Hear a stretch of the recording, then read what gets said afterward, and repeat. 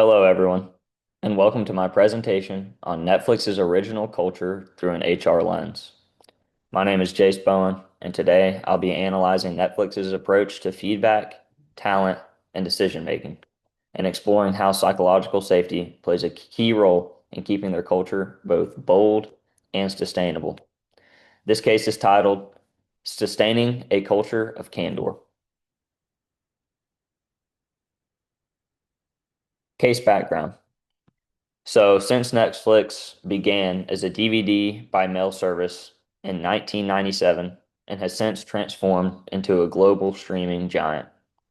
If you're from anywhere around where I am, you've heard of Netflix. It does as soon as you probably like now kids are when we were watching DVDs and Disney movies on CDs, now people are doing it through Netflix.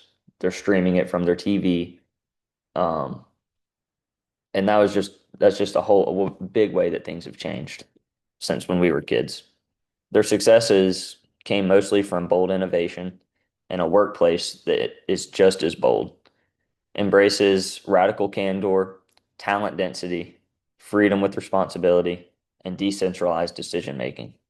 At Netflix, feedback isn't just encouraged, it's expected. Employees are pushed to speak up, offer their critiques, and take ownership. At Netflix, there's no room for average performance, and decision making often happens at the lowest level with what they have labeled as informed captains taking charge. This kind of culture gives Netflix a serious edge in innovation, but also comes with a risk, just as everything.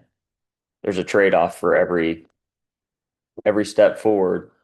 There's always a minor step back, and this risk comes with open criticism and clashes with psychological safety, the mental warfare of the employees. So, the central issue here's the main problem that's being tackled. Netflix's culture pushes for honesty, total honesty, but not everyone feels safe to speak up, especially when their opinion goes against what the leadership or the popular opinion might think is best. A prime example of this is in 2011. They had a failure. Netflix planned to split its DVD and streaming services. But even though some managers had concerns, very few of the managers voiced that concern. And what happened? A ton of public backlash. They lost subscribers and they had a huge drop in their stock price. And this begs the question, how can Netflix keep its culture, honesty, and feedback, making sure people feel safe to share dissenting opinions? This issue matters for a few reasons. First off, it helps prevent groupthink, where ideas are not really dissected. Um, One person gets it and it kind of just gets approved and thrown in there. This is where bad ideas essentially go unchallenged. Its key to innovation is different perspectives. They spark better ideas through a different lens. This improves employee engagement and retention. People tend to stay longer when they feel like they're heard, wanted, and useful. And it supports organizational learning, helping the company grow from its mistakes instead of hiding them.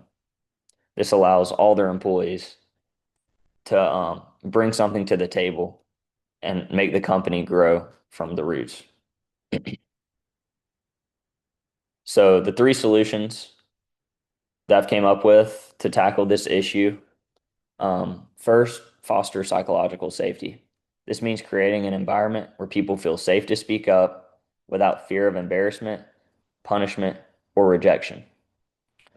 This is the main way that people and teams grow is from hearing voices all the way from the bottom to the top and really taking them um, and going through them and wanting to use them. Secondly, is to create formal dissent channels. Um, Training leaders to respond positively to feedback, even when it's somewhat critical. Sharing stories of failure more publicly and constructively, not kind of sweeping it under the rug and disowning it, but embracing struggle and embracing failure as a whole, and recognizing and rewarding brave, thoughtful feedback, asking for feedback on feedback, even to improve how it is received. This would make Netflix's feedback culture more emotionally sustainable, especially for the new hires, new employees, or the more kept to themselves, reserved team members. Um, so back on topic two, to create formal dissent channels. These are tools or processes that make it easier to challenge ideas safely and effectively. Some of these examples may include like a anonymous feedback system. So even the shy employees have a voice, and the employees that maybe don't want to put their name out on the table having a voice, and it goes anonymously. Secondly, maybe having like a devil's advocate role when someone is assigned to challenge group thinking. Someone is out on the look for it and stays on the hunt for it, really. Another one would be like a structured idea review where new ideas are shared across the teams before being finalized. This adds more safety and structure to open disagreement. But if this isn't managed well, it could also slow things down a bit and become somewhat inefficient.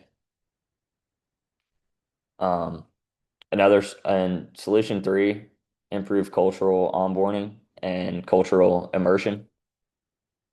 Netflix's culture can be shocking for the new employees, especially those who come from a more traditional workplace. Um, Better onboarding could help them adapt faster and feel more comfortable and feel at home, you could say. And this would improve participating in the feedback early on. Some of these steps might include like a workshop on the values that Netflix holds, such as radical candor and ownership, mentorship with cultural roles, clearly explaining like why the feedback culture is the way it is. Um, Ongoing coaching for like maybe the first half of the year, the whole year could help lead to stronger cultural alignment and more consistent participation and feedback, especially from early on, like day one, you could say. Recommended solution, psychological safety. After weighing all the options, I believe that fostering psychological safety is the most effective and sustainable way. Why do I feel this way? Well, it directly addresses the root problem, which is fear. People being scared to speak up, scared to say the wrong thing, and scared that their opinion's not gonna hold any weight, any value to the rest of the members or their team. Research shows that psychological safety leads to innovation, team learning, and overall better performance, which is exactly what Netflix is trying to embrace and what every company really wants to embrace as well. It improves employee engagement. It fits right into the decentralized structure at Netflix. The other two solutions are useful, but psychological safety lays the foundation. Without it, feedback won't flow freely, no matter how many tools or trainings are added. It just won't work. And psychological safety is the most important thing, making employees, it kind of ties it all together and it goes hand in hand um, with the decentralized selection that Netflix has put together. So some practical takeaways. In conclusion, this case shows that sustaining a bold, feedback-driven culture such as Netflix isn't just about encouraging honesty. It's more about making people feel safe enough to be honest, putting them in a family type environment where they feel comfortable. Without psychological safety, people may hold back due to fear. And when people stay quiet, the innovation suffers. Bad ideas go without challenge, and top talent just kind of dwindles away. By actively creating a space where disagreement is safe and even welcomed, Netflix can avoid groupthink, retain their top performers, and keep pushing boundaries in entertainment and innovating. So, like, what's the big lesson here? Radical candor and psychological safety, although you may think they're opposites, I think they kind of go hand in hand. For any organization to truly innovate, it needs both.